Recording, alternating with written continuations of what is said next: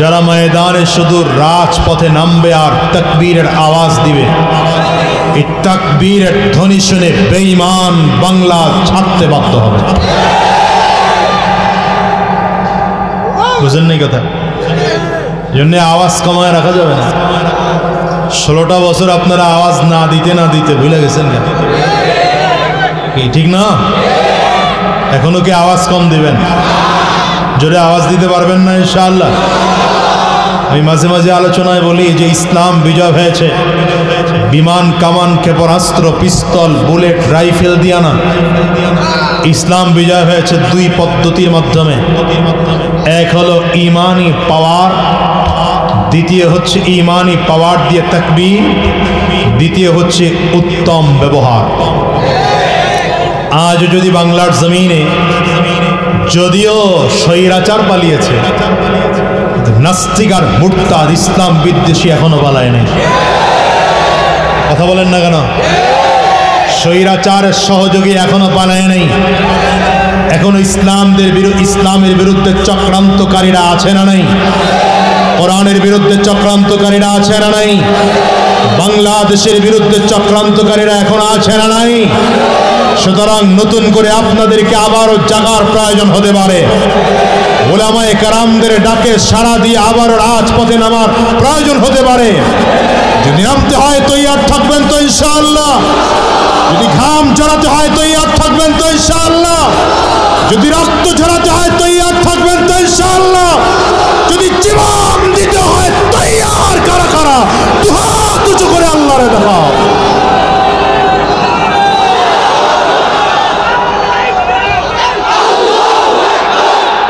কষ্ট হয় আপনাদের? অসুবিধা হয়? আছেন তো কিছুক্ষণ? কতক্ষণ আছেন আপনারা? সারা রাত থাকেন? আমি ঘন্টা, সোয়া ঘন্টা বা সর্বোচ্চ 1.5 ঘন্টা আছে। আছেন তো ইনশাআল্লাহ? এতক্ষণ সোজা উত্তর হবে এটা, আমি যতক্ষণ আছি আপনারা সবাই কয় না, আমি যতক্ষণ আছি আপনারা আছেন তো ইনশাআল্লাহ? মাশাআল্লাহ। এটা কইলাম এই জন্য যে মাহফিলের কিছু মানুষের অভ্যাস আছে, এরা অর্ধেক শুনে হাঁটা শুরু করে। আসেনি? এই রোগী যেন এখানে না থাকে অন্তত। আল্লাহ আমাদের সকলকে কবুল করুন, আমিন বলেন। জোরে আওয়াজ দিয়ে আমিন বলেন। সামনে যারা বসছে এরাই খালি আওয়াজ দেয়, পিছনে যারা বসছে এরা আওয়াজ দেওয়ার পক্ষে ঢোকে না, আওয়াজ বাড়ি জমা দিয়েছে। জন্য আওয়াজ আর একটু জোরে দিবেন। রাজি তো? ইনশাআল্লাহ পাওয়ার নাই। রাজি তো? আল্লাহ কবুল করুন। চিৎকার করে জোরে বলেন আমিন। আয়াতে কারিমা তিলাওয়াত করেছে আল্লাহ রাব্বুল আলামিন বলেন, ইয়া আইয়ুহাল্লাযীনা আমানুত্তাকুল্লাহা ওয়া কুনু মা'আস সাদিকিন। আল্লাহ গোটা পৃথিবীর ঈমানদারদেরকে বলেছেন। কাকে বলেছেন? এই যে দেখছেন আওয়াজ কম, কাকে বলেছেন? আওয়াজ জোরে দিতে কইছি, আপনারা আওয়াজ বন্ধ করে রাখেন। কাদেরকে বলেছেন? এরকম দিবেন। ঈমানদারদেরকে আল্লাহ বলেছেন। দুইটা নসিহত করেছেন আল্লাহ এই আয়াতের মধ্যে। কয়টা নসিহত? আল্লাহ ঈমানদারদেরকে দুটি নির্দেশনা দিয়েছেন। 1 নম্বর নির্দেশনা, আল্লাহ ঈমানদারদেরকে বলেছেন ইত্তাকুল্লাহ, আল্লাহকে ভয় করো, তাকওয়া অর্জন করো, আল্লাহর ভয় কলিজার মধ্যে ঢুকাও। 2 নম্বর, ওয়াকুনু মা'আস সাদিকিন, সত্যবাদীদের সঙ্গী হও। কথা দুইটা। কয়টা? 1 নম্বর আল্লাহকে ভয় করো, 2 নম্বর সত্যবাদীদের সঙ্গী হও। তাকওয়া হচ্ছে এটা আরবি শব্দ, এর বাংলা অর্থ হলো ভয়। ভয়টা কার ভয়? আঙ্গুলটা উঁচা করে। এই তাকওয়াটা হলো একটা অ্যান্টিবায়োটিক, অ্যান্টিভাইরাস। কম্পিউটার যারা চালায় এরা কম্পিউটারের মধ্যে অ্যান্টিভাইরাস ইনস্টল করে। কেন? অ্যান্টিভাইরাস যদি কম্পিউটারের মধ্যে থাকে, এই কম্পিউটারটাকে ভাইরাস অ্যাটাক করতে পারে না, ঠিক না? ঠিক কোনো ইমানদারের মধ্যে যদি তাকওয়া থাকে, কোনো ইমানদারের মধ্যে যদি তাকওয়া থাকে, আল্লাহর ভয় থাকে, এই মানুষটাকেও আল্লাহ তাআলা গুনাহ নামক ভাইরাস থেকে হেফাজত রাখবে। এই তাকওয়া থাকার জায়গা হলো কলব। তাকওয়া জায়গা থাকা কোথায়? হাদিসে এসেছে, নবীজি বলেন তাকওয়া হা হুনা। বর্ণনাকারী বলেন ওয়া আশারা ইলা সাদরিহি সাল্লাল্লাহু আলাইহি ওয়াসাল্লাম সালাসা মাররাত। নবীজি 3 বার নিজের সিনার দিকে ইশারা করে বলেছেন আত-তাকওয়া হা হুনা, আত-তাকওয়া হা হুনা, আত-তাকওয়া হা হুনা। তাকওয়া থাকার জায়গা এখানে, মানে কলবে জায়গা থাকে। তাকওয়া থাকার জায়গা কই? কলব। এই জন্য নবীদের মেহনতই ছিল কলবের মেহনত। কলবটা বড় মারাত্মক জিনিস। কলবটা হলো ছোট্ট একটা গোশতের টুকরা। এই গোশতের টুকরাটার নাম হলো কলব। নবী আলাইহিস সালাম বলেন আলা ইন্না ফিল জাসাদি লামুযগা ইযা সালুহাত সালুহাল জাসাদু কুল্লু ওয়া ইযা ফাসাদাত ফাসাদাল জাসাদু কুল্লু। নবীজি বলেন তোমাদের প্রত্যেকের শরীরে একটা গোশতের টুকরা আছে। এই গোশতের টুকরাটা যখন ভালো হয়ে যায়, গোটা মানুষটা ভালো হয়ে যায়। এই গোশতের টুকরাটা যখন খারাপ হয়ে যায়, গোটা মানুষটাই তখন খারাপ হয়ে যায়। নবীজি এবার এই গোশতের টুকরার সাথে সাহাবায়ে কেরামদেরকে পরিচয় করিয়ে দিচ্ছেন। আলা ওয়াহিয়াল কলব। এই গোশতের টুকরাটার নাম হলো কলব। গোশতের টুকরার নাম কি? কলব যার ভালো, গোটা মানুষটা তার ভালো, গোটা বডিটাই তার ভালো। কলব যার খারাপ, গোটা বডিটাই তার খারাপ। এই জন্য কলবটাকে ভালো রাখার জন্যে তাকওয়া কলবের মধ্যে ঢুকাইতে হয়। কারণ হাদিসের মধ্যে আসছে ইদা আযনাবাল আবদ নুকিতাত ফি কলবিহি নুকতাতান সাউদা। বান্দা যখন গুনাহ করে, বান্দার কলবের মধ্যে একটা কালো দাগ পড়ে যায়। কলবের মধ্যে কি পড়ে যায়? কালো দাগ পড়ে যায়। একটা গুনাহ করেছে এক দাগ, 2 গুনাহ করেছে আরেক দাগ, 3 গুনাহ করেছে আরেক দাগ, আবার গুনাহ করেছে আবার দাগ। যত গুনাহ করতে থাকে কলবের মধ্যে দাগ পড়তে থাকে। একটা সময় এমন হয়ে যায় পুরো কলবটা কালো হয়ে যায়। তখন এই কলবটা নষ্ট হয়ে যায়। তখন এই মানুষটার নামাজ আযান মসজিদে হয়, কিন্তু নামাজ পড়তে মন চায় না, রোজা রাখতে মন চায় না, দ্বীনের রাস্তায় চলতে মনে চায় না, কোরআন ও হাদিস ভালো লাগে না, ওয়াজ মাহফিল ভালো লাগে না। এই যে একদল মানুষ ইসলামের বিরুদ্ধে কথা বলে, মাহফিলের বিরুদ্ধে কথা বলে, ওয়াজ মাহফিল বন্ধ করে দেয়, ছিল না? কথা কন না কেন? ছিল না? এই মূল কারণ হলো এদের কলব নষ্ট। কলব নষ্ট হয়ে গেছে, তখন কিছু ভালো লাগে না। নষ্ট কলবের কাছে গান শুনতে ভালো লাগে, নাচ মিথ্যা কথা ভালো লাগে। কথা কন না কেন? যেমন জ্বর যার হয় তার মুখে মিষ্টি ভালো লাগে না, মিষ্টি তিতা লাগে। কিন্তু মিষ্টি কি আসলে তিতা না মিষ্টি? খাইলে স্বাদ আছে না নাই? কিন্তু জ্বর যার মুখে, তার কাছে মজা লাগে না। যার কলব নষ্ট, ওর কাছে তাকওয়া নাই, ওর কাছে নামাজ মজা লাগে না, রোজা মজা লাগে না, দিন মজা লাগে না। এই জন্যই তো কারো কাছে টুপি দিতে মজা লাগে, কারো কাছে টুপি না দিতে মজা লাগে। কেউ কেউ দাড়ি রাখলে ভালো লাগে, দাড়ির মধ্যে জীবন দিবে কিন্তু খুর লাগাবে না। আর কিছু কপাল পোড়া আছে দাড়ির মধ্যে প্রতিদিন ক্লিন শেভ করে, আছে না নাই? কারণ কি? নষ্ট, কলব নষ্ট। কলব নষ্ট হওয়ার কারণে ওর কাছে ওই মাথার টুপি ভালো লাগে না, সুন্নতি পোশাক ভালো লাগে না, হুজুর দেখলে চান্দি গরম হয়ে যায়। এই কথা কন না কেন? হুজুর দেখলে জঙ্গি গালি দিতে মনে চায়, হুজুর দেখলে রাজাকার গালি দিতে মনে চায়, হুজুর দেখলে আল বদর আল কায়দা গালি দিতে মনে চায়। কথা কয় না কেন? এই জন্যই তো এরা হুজুর দেখতে পারে না। এ কারণে হুজুররা যে অপরাধ করে নাই সেই অপরাধে জড়িত করাইয়া হুজুরদের বিরুদ্ধে মামলা করছে। এই মাদারীনগর মাদ্রাসা ভাই এভাবে না, ডিস্টার্ব করে আমার করা যাবে না। এটা কোথাও এক জায়গায় রাইখা দেন, আপনি আমার কথায় মনোযোগী হন, রাগ করেন না। এটা এক জায়গায় স্ট্যান্ড করে রেখে দিলে ঠিক আছে। এই মাদারীনগর মাদ্রাসা চিনছেন তো? এটা এখানে লেখাপড়া করছি আমি। এই মাদ্রাসার যিনি নায়েবে মুহতামিম ছিলেন মাওলানা আলী আকবর সাহেব হুজুরের বিরুদ্ধে ওই সময় মামলা দেওয়া হয়েছে, 2001-2003 এই সময়ের কথা বলতেছি। মামলা দেওয়া হয়েছে রমনা বটমূলে হামলা করেছেন। নাউজুবিল্লাহ, আরো আসতে কম রমনা বটমূলে এখনো সেই মামলায় হুজুর এখনো জেলে। এখনো দোয়া করেন আল্লাহ যেন খুব দ্রুত হুজুরকে মুক্তি দেন।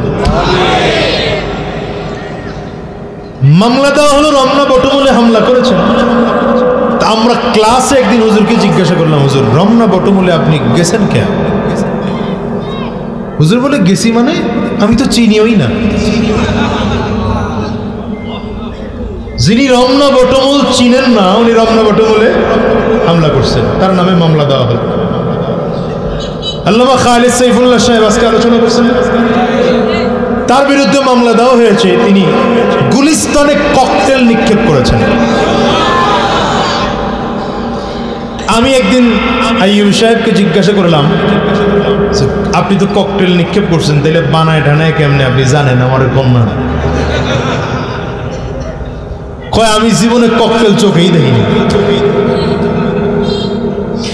আল্লামা মামুনুল হক সাহেবের বিরুদ্ধে মামলা দেওয়া হলো, ধর্ষণের মামলা। সাইদি সাহেবের আল্লামা সাইদি সাহেবের বিরুদ্ধে মামলা দেওয়া হলো, সে মুক্তিযুদ্ধের সময়ে নারী ধর্ষণ করছে। আচ্ছা, এই কথা শয়তানও বিশ্বাস করে? চরমনাইয়ের পীর সাহেবের বিরুদ্ধে মামলা দেওয়া হয়েছে, 10,000 টাকা পকেট মারছেন।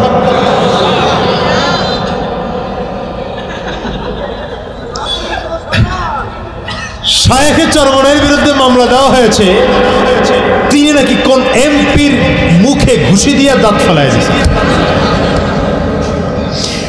আমার বিরুদ্ধে মামলা দেওয়া আছে, আমি নাকি কার বাড়িতে গিয়ে গাছ কাইটা আমার কাছে লয়ে এসেছি। আচ্ছা বলেন, এই মামলাগুলো কেন? মূল কারণ হলো ওলামায়ে কেরামদেরকে বিতর্কিত করা। এরাও জানে ওলামায়ে কেরাম চোর না, পকেট মার না, ডাকাত না, ধর্ষক না, খুনি না, ছিনতাইকারী না। এই মামলাগুলো দিয়া সাধারণ মানুষের কাছে বুঝাইতে চায় ওলামায়ে কেরাম বিতর্কিত, ওলামায়ে কেরামদের কাছে যাওয়া যাবে না, ওলামায়ে কেরাম চরিত্র ভালো না। আলহামদুলিল্লাহ সুম্মা আলহামদুলিল্লাহ, দিন শেষে ওলামায়ে কেরামই সেরা।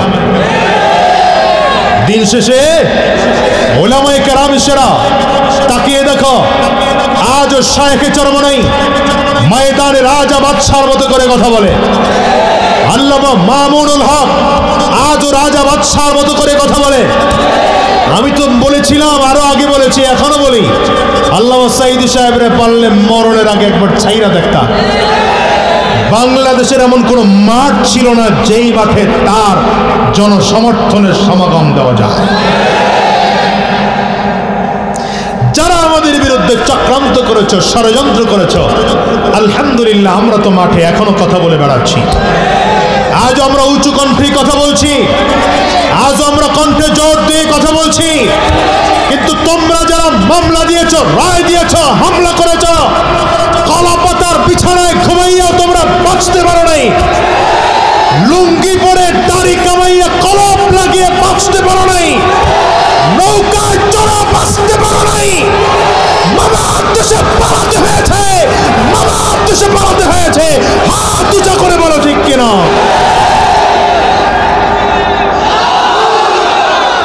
কই আমরা তো ভালোই আছি আলহামদুলিল্লাহ। আলহামদুলিল্লাহ ওলামায়ে কেরাম কিয়ামত পর্যন্ত ভালো থাকবে। কথা বলেন না কেন? বরঞ্চ একজন আলেমরা জেলে নেবেন, 10 জনকে আল্লাহ বের করে দিবেন, 50 জনকে মাঠে ময়দানে ছেড়ে দিবেন। ঠিক কিনা বলেন? জেলে ওলামায়ে কেরাম ছিল, মাহফিল বন্ধ ছিল। কথা বলেন না কেন? বরঞ্চ আমার দেখা দৃষ্টিতে মাহফিলের জীবন যখন শুরু করেছে 2008-9-10 কথা বলছি, তখন মাহফিল যা হতো এর চেয়ে মাহফিল এখন অনেক বেশি। হ্যাঁ, এখন তখনকার একটা দাওয়াত নিতাম, আর এখন তো 2-3টা করে। এই যে বংশাল একটা শেষ করে আইলাম, প্রতিদিনই তো এমন করে 2-3টা চলতেছে। ইসলামকে যত দাবায় রাখতে চাইবা, রব্বে কারীম ইসলামকে তত উপরে উঠাবেন, কারণ ইসলামের চাবিকাঠি তো রবের হাতে। তুমি মিটায় দেওয়ার কে বলো? তুমি মিটায় দিতে চাইলে মিটবে না, তুমি মিটে যাবে। মিটায় দিতে চাইলে মিটবে না, তুমি মিটে যাবে। ধ্বংস করে দিতে চাইলে ধ্বংস হবে না, তুমি নিজে ধ্বংস হবে। ফেরাউন চাইছিল না? হা করে তাকায় রয়েছেন, কথা কন না কেন? ফেরাউন চাইছিল না? দাবি করেছে আনা রাব্বুকুমুল আ'লা, সব থেকে বড় খোদা। ফেরাউন, আল্লাহ ফেরাউনের লাশ হেফাজত করে রাখছেন কেন জানেন? ফেরাউনের লাশ আল্লাহ হেফাজত করে রাখছেন কেন? কারণ হলো গোটা পৃথিবীতে অনেকেই খোদা দাবি করছে, কিন্তু বড় খোদা একমাত্র ফেরাউন দাবি করছে। আল্লাহ এই জন্যই ওরে মৃত্যুর পরে লাশটাকে কাঠের মতো বানায় মিশরের জাদুঘরে আজও রেখে দিয়েছে। গোটা পৃথিবীর মানুষ দেখুক ফেরাউনের মতো এত বড় ক্ষমতাধর মানুষ শীত হইয়া শুয়ে আছে, কিচ্ছু করার ক্ষমতা না। দাবি করেছে আনা রাব্বুকুমুল আ'লা, সব থেকে বড় খোদা। আমাদের সব থেকে বড় রব কে? আঙ্গুল উঁচা করে চিল্লায় জোরে, আর জোরে। এই জন্যই তো বান্দা সাজদার মধ্যে গিয়ে সুবহানা রাব্বিয়াল আ'লা পড়ে। সাজদার মধ্যে গিয়া নিজের অস্তিত্বকে বিলীন করে দিয়া, আমার ক্ষমতা নাই, সম্পদ নাই, টাকা নাই, বাড়ি নাই, গাড়ি নাই, সন্তান নাই, কিচ্ছু বড় না, রবের কদমে সাজদায় লুটিয়ে পড়লাম, সব চলাঞ্জলি দিয়ে নাক আর কপালটাকে জমিনের মধ্যে ঠেকায়া আল্লাহকে সাক্ষী দিলাম সুবহানা রাব্বিয়াল আ'লা। আমার বড় রব হলেন আল্লাহ, ক্ষমতাধর রব হলেন আল্লাহ, সকল কিছুর মালিক হলেন আল্লাহ। বলেন কে? আরো জোরে কে? চিল্লায়া কে? এটা হলো আব্দিয়াতের সর্বশেষ অবস্থান, বান্দা গোলামিত্ব স্বীকার করার সর্বশেষ অবস্থা। ফেরাউন দাবি করে বসছে আনা রাব্বুকুমুল আ'লা। আল্লাহ বলেন তুই কত বড় খোদা, একটু লাড়া দিয়ে দেখি, বুঝলেন? আল্লাহ তাআলা নীল দরিয়ার পানি শুকিয়ে দিয়েছেন। অল্প দিনের মধ্যেই গোটা মিশরের মধ্যে দুর্ভিক্ষ চলে শুরু হয়ে গেল। ফেরাউনের দল বলের লোক যারা, এরা ঘুরা আবার ওর কাছেই আসছে। কপাল পড়া তো খুঁজা পায় না, যেইটা তো অথইয়া ভাগলো, এর লাগে আবার গুলিস্তান যাবি কেন? ওয়াজ বোঝার লোক নেই মনে হয়। তখন নেতা তগরে থুয়া তারপর গুলিস্তান যাবি কেন? সুযোগ আসছে তওবা কর, পাক্কা সচ্চা তওবা কইরা ওলামায়ে কেরামদের হাতে হাত দিয়া বল আকাম জীবনে বহুত করেছে আর করব না। এখনো দৌড়ায়, লজ্জা থাকা দরকার, তো শরম থাকার দরকার ছিল, লজ্জাও নষ্ট হয়ে গেছে। কথা কন না কেন? কথা কন ভাইরা।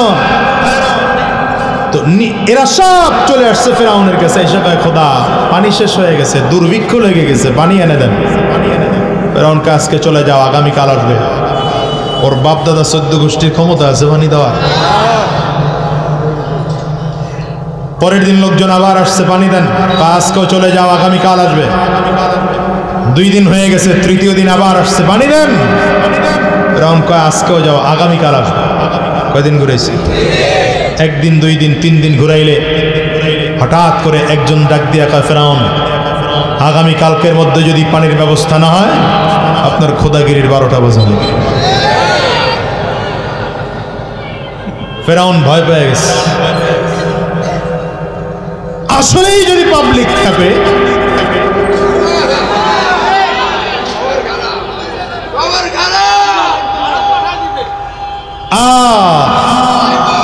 ফেরাউন এইবার রাতের গভীর রাতে একা একা রওনা করছে। বিমান নাই, কামান নাই, ক্ষেপণাস্ত্র নাই, পিস্তল নাই, বুলেট নাই, পুলিশ নাই, আর্মি নাই, র্যাব নাই, বিডিআর নাই, একা একা রওনা করেছে ফেরাউন। পাহাড়ের চূড়ায় উঠা গর্তের মধ্যে ঢুকেছে। কোন কোন বর্ণনায় এমনও পাওয়া যায় যে পা দুইটা নিজেই উপরের পাথরের সাথে রশি দিয়া বেঁধেছে। এবার মাথা নিচের দিকে দিয়া আল্লাহকে ডাকতে আরম্ভ করছে। কে ডাকে? জানে তো আমি রব না, আমি তো ভণ্ড, অরিজিনাল রব কন্যা কন্যা কন্যা। রব্বে করিমের তো ওয়াদা আছে, উদউনি আস্তাজিব লাকুম, উদউনি আস্তাজিব লাকুম। وإذا سألك عبادي عني فإني قريب।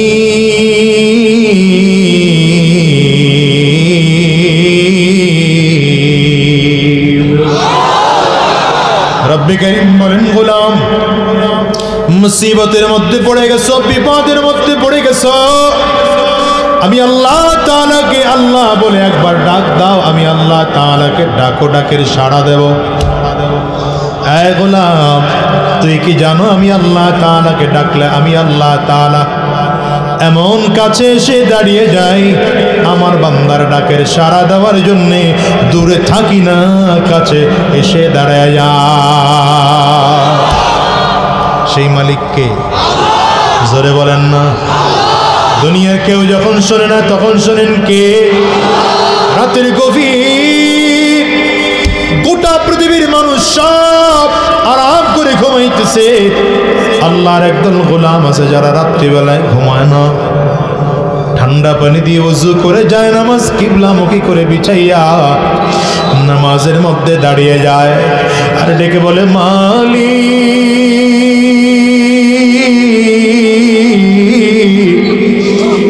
গোটা পৃথিবীর মানুষ ঘুমায়, আমি ঘুমাই নাই, কারণ আমি বড় পাপী বান্দা, আমি বড় গুনাহগার গোলাম, তোমার কাছে ক্ষমা চাই।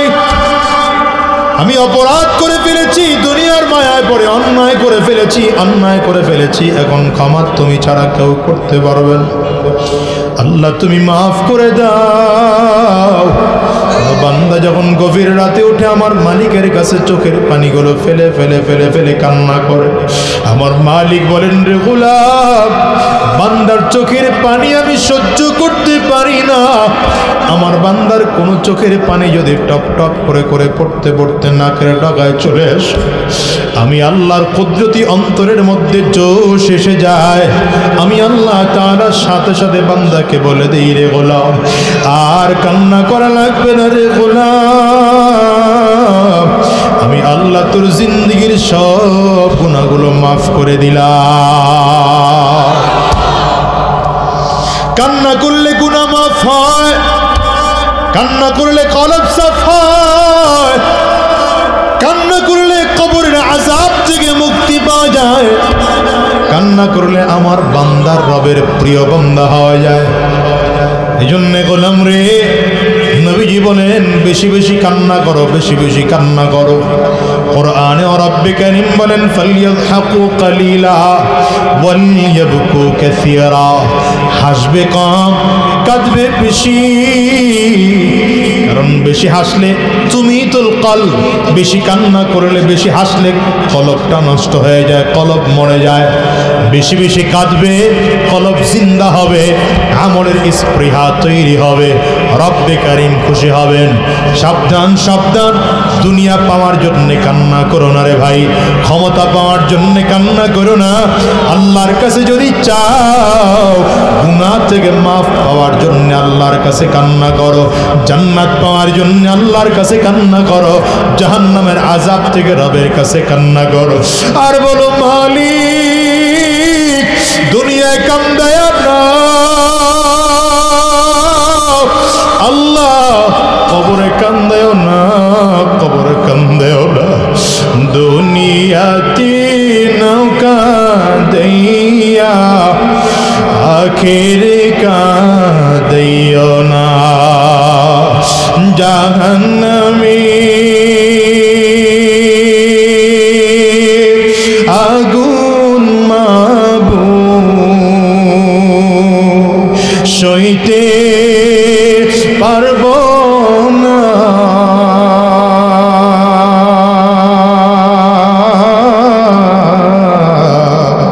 দুনিয়াতে নৌকা দইয়া আখিরে কাঁদিও না। দিল খুলে কও না, দুনিয়াতে আখিরে কাঁদিও না, দুনিয়াতে নৌকা দইয়া কবরে কাঁদিও না। ও গো দয়ার মালিক, কান্না করতে চাই দুনিয়ায় বসে কান্না করে নাও, আল্লাহ আখিরাতে কান্না করাইও না, কবরের ময়দানে কান্না করাইও না, হাসরের ময়দানে কান্না করাইও না। ওখানে বসে কান্না করলে কোনো লাভ হবে না। দুনিয়ায় বসে কাঁদো, গুনাহ মাফ হবে, কলব সাফ হবে, কবরের আযাব বন্ধ হবে, মালিক খুশি হবে। এই জন্য কান্না করার দরকার আছে না নাই? চিল্লা ফিরআউন আজকে কান্না করতেছে আখিরাত পাওয়ার জন্য নয়, কবরের আযাব থেকে মুক্তির জন্য নয়। ফিরআউন কান্না করে নিজের খোদাগিরি টিকিয়ে রাখার জন্য। রব্বে কারীম হাদিসে কুদসির মধ্যে বলেন, নবীজি বর্ণনা করেন, আনা ইনদা যান্নি আবদি বি, বান্দা আমার সম্পর্কে যেমন ধারণা করে আমিও আমার বান্দার সাথে তেমন আচরণ করি। মুহাদ্দিসিন মুফাসসিরিনগণ বলেন, ওই সময় যদি ফিরআউন আল্লাহর কাছে পাক্কা সাচ্চা দিলে তওবা করত, আর যদি বলতো মালিক অন্যায় করেছি আর করব না, আমার গুনাহগুলো মাফ করে দাও, সম্ভাবনা ছিল আল্লাহ তাআলা ফিরআউনের গুনাহগুলো মাফ করে দিয়া পাক্কা বান্দার খাতায় নাম লেখায় নিতে পারতেন। কিন্তু বদমাশ আল্লাহর কাছে ক্ষমা চায় না, বদমাশ আল্লাহর সামনে দাঁড়ায় রাতের অন্ধকারে বলে, আয় আল্লাহ আমার খোদাগিরি টিকে রাখো, নীল দরিয়ায় পানি দাও, নয়তো খোদাগিরি টিকবে না। আল্লাহ বলেন, তো চা চাইছো দিলাম, মৃত্যুর পরে ফয়সালা আমি আল্লাহ। পানি পাইছে ফিরআউন না, পানি চাইয়া পাইছে। সারা রাত দোয়া করেছে ফিরআউন, সকাল হয়ে গেল। ফিরআউন পাহাড়ের চূড়ার থেকে আস্তে আস্তে করে নামবে, গর্তের মুখের থেকে বের হয়েছে। বের হলেই তাকিয়ে দেখে একজন যুবক দাঁড়ানো, সুঠাম দেহের এক যুবক দাঁড়ানো। দেখলেই মনে হয় যুবক বড় শক্তিশালী যুবক। এই যুবকটা দাঁড়িয়ে আছে ফিরআউনের সামনে, দাঁড়িয়ে ফিরআউনের দিকে তাকিয়ে বলল, ফিরআউন গোটা মিশর শহর আপনারে খুঁজেছি, কোথাও পাই নাই, খুঁজতে খুঁজতে আপনার এখানে চলে আসলাম। কেন আসছো? ধমক দিয়া ফিরআউন কয়, এবার যুবক বলে খুঁজতে খুঁজতে এখানে আসছে একটা বিচার দেওয়ার জন্য। কি বিচার বেটা? এটা বিচারের জায়গা নাকি তুই আমার সিংহাসনে যাবে, গেলেই বিচার করব। যুবক ডেকে বলে খোদা, খুঁজতে খুঁজতে যেহেতু এখানেই চলে আসছি, আর আপনার কার্যালয়ে যাব না, এখানে বসেই বিচার দেব। ফয়সালা এখানে বসেই দিতে হবে। ফয়সালা না দিয়া বিচার না শুই না সামনে কদম বাড়াইতে পারবেন না, ঠ্যাংটা ভেঙা ফেলাম। ফেরাউনও চিন্তা করে এই যে সুঠাম দেহের যুবক, এই যুবক যদি একবারই আমারে দেয়, কথা কন না কেন? যেই পোলাপান রাস্তাঘাটে নামছে একটা একটা করে বাড়ি দিলে কথা হয় না। বঙ্গভবনের একটা ইটো আসতে কয় তো এরা বুঝি না, এমনি পালাইছে নাকি ভয় পালাইছে? বুঝে না রে, জনগণ বুঝে না। কি দিয়ে আওয়াজ করি, জনগণ বুঝে না। তো এই ফেরাউন ভয়ের চোটে তাকায় যুবকরে বলে কি সমস্যা বলো তোমার? নরম হইছে হবে। যুবক দেখে বলে খোদা, বিচার হলো কোন গোলাম যদি মালিকের বিরোধিতা করে আর গোলাম হইয়া যদি নিজেকে মালিক দাবি করে তাহলে তার শাস্তি কি হওয়া দরকার? তো কথা বলতে বলতে ফেরাউন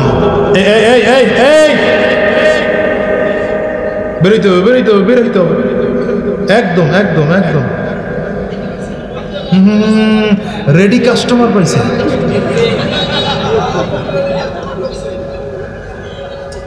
এই কাম আর কোনোদিন করবো না ভাই, কখনো মাহফিলের মধ্যে ঢুকবো না। এই মানুষগুলো কত মনোযোগ দিয়ে কথা শুনতেছে, আর তুমি এই জমিয়া সাব আসতে ঢুকছা।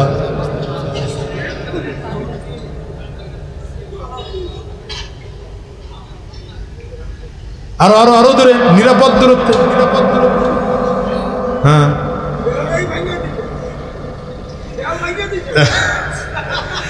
ভাইরা আমার, পাহাড়ের চূড়ায় উঠছে। ফেরাউনের মনে তো চিন্তা, এদিকে যুবক কি বলতেছে খবর নাই, তো বারবার কাশপুর ব্রিজের নদীর দিকে তাকায়। পানি আইছে, উদাহরণ দিলাম আর কি, এই নদী না। বারবার তাকায় যে পানি আসলো কিনা নীল নদীতে। হঠাৎ করে পাহাড়ের চূড়ার থেকে তাকায় দেখে যে পানির ফোয়ারা দেখা যায়, পানি থই থই করতেছে। ফেরাউনের বুঝতে আর বাকি নাই, তাইলে আল্লাহ আমার কথা শুনছে, আমার খোদাগিরি টিকছে। যুবকের দিকে দাঁড়ায় কি প্রশ্ন করছে খবর নাই। যুবকের দিকে তাকায় কয়, যেই গোলাম নিজের মালিক দাবি করবে ওর শাস্তি তো এরকম নদীর মধ্যে চুবা মারা। যুবক আস্তে করে কাগজ কলম উঠাই দিছে, লিখে দেন। যাইবেন যে পদত্যাগ পত্র দিয়ে যাবেন না, কদিন পর তো আবার হঠাৎ করে কেউ কইতে পারে পাই নাই।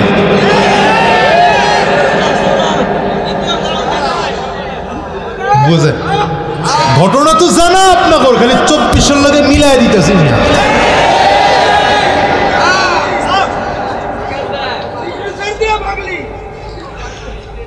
আল্লাহ কি দিয়ে বুঝাই আপনারা, কি দিয়ে বুঝাই?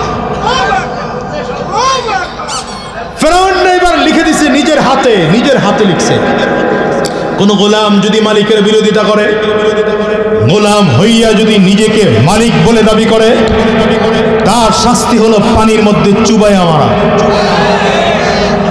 কাগজ নিয়ে চলে গেছে, কাগজ তো জায়গা মতো পৌঁছে গেছে। ফেরাউনের ক্ষমতা এবার কি পরিমাণ পানি আসছে বুঝেন না? দাপট বাড়ছে কি বাড়া, চতুর্থবারে আইছে।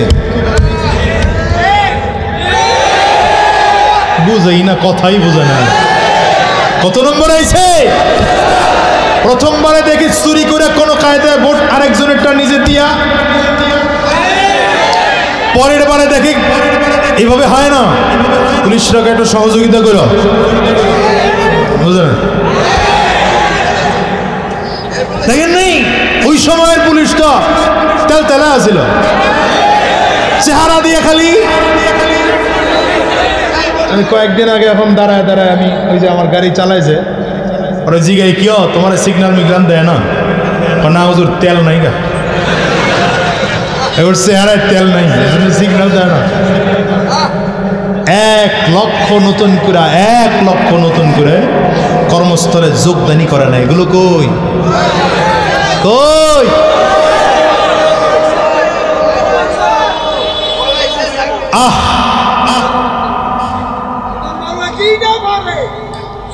দ্বিতীয়বারে পুলিশ দিয়ে আইছে, তৃতীয়বারে দেখে আর্মিও সহযোগিতা করে, চতুর্থবারে কেউ রেই লাগে না, খালি ঘোষণা দিলেই হয়ে যায়। দাপট কারে কয়? আরে বাবা রে বাবা, এমন দাপট শুরু করেছে রাজনৈতিক নেতারা কয় আমরাও ফেল, বিএনপি ফেল, জাতীয় পার্টি ফেল, জামাত ফেল, চরমনাই ফেল, কেউ নাই, একা রাষ্ট্র চালায়। আল্লাহ কয় তোমাকে কেউ রে লাগবে না, পোলাবান দিছি না মায়া।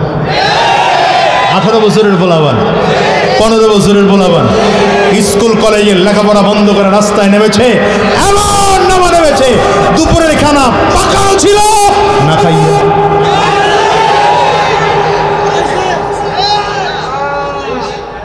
কেমনে বুঝবার, কি দিয়ে বুঝামো তোমাকে? এই জাতি কি হইলে বুঝবা? এইবার ফেরাউনের দাপট এত বেড়েছে, এবার মুসা আলাইহিস সালাতু ওয়াস সালাম আর ইমানদারদেরকে সহ্য হয় না, যেমন করে হুজুর করে সহ্য হয় নাই। এখন ভাগাও। আল্লাহ তাআলা মুসা আলাইহিস সালামরে কয় পয়গম্বর মুসা যেহেতু রাখতে চায় না তুমিও যাওগা। আল্লাহ পাকের আদেশ পাইয়া মুসা আলাইহিস সালাম একদম লোহিত সাগরের পাড়ে, ফেরাউনের লোক চারিদিক থেকে আসতেছে। মুসা আলাইহিস সালামের উম্মতরা বলেন পয়গম্বর বাঁচার তো কোনো উপায় দেখতেছি না। ডানে ফেরাউনের লোক, বামে ফেরাউনের লোক, পেছনে ফেরাউনের লোক, সামনের দিকে নদী দেখা যায়, উত্তাল সাগরের ঢেউ, বাঁচার তো কোনো উপায় নেই। পয়গম্বর মুসা আলাইহিস সালাম বলেন ইন্না মাইয়া রব্বি সাইহাদিন, রব্বে করিম আমার সাথে আছে, রাস্তা তিনিই দেখায়।